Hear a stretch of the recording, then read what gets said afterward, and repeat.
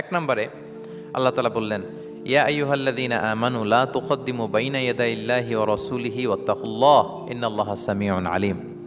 ওহে বিশ্বাসীরা, তোমরা আল্লাহর রাসূল তোমাদেরকে যা করতে বলে এইটার চেয়ে বেশি অ্যাডভান্স হয়েও না, অতটুকুতেই থাকো, ওটাতেই কল্যাণ, ওটাতেই বরকত। আল্লাহ রাসূলের চাইতে বেশি বোঝা যাবে না। ওনারা যেটা বলেছেন এটাই ফাইনাল।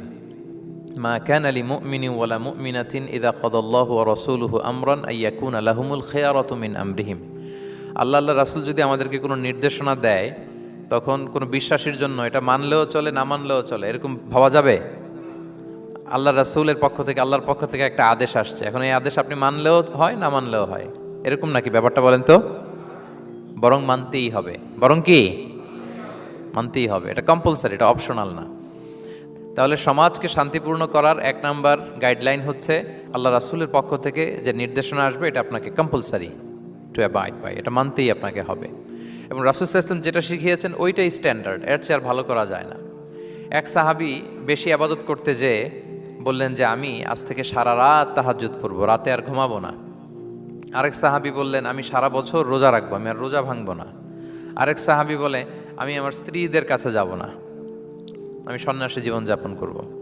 তো রাসূল সাল্লাল্লাহু আলাইহি ওয়াসাল্লাম শুনে অপছন্দ করলেন, বললেন তোমরা নাকি এমন এমন বলেছ, আমি তো বিশ্বনবী রাহমাতাল লিল আলামিন, আল্লাহর হাবিব, আমি তো কোনো দিন রোজা রাখি, আবার কোনো দিন রাখি না। সোম বৃহস্পতিবারে রাখি, অন্যান্য দিন তো রাখি না। আবার রাতে আমি ঘুমাই, আবার তাহাজ্জুদও পড়ি, আবার আমি স্ত্রীদের সাথেও মেলামেশা করি। তো আমার এই ব্যালেন্স লাইফ লিড করেও তো আমি আল্লাহর শ্রেষ্ঠ হতে আমার কোনো সমস্যা হয় নাই, তোমাদের কি সমস্যা হলো? সুবহানাল্লাহ।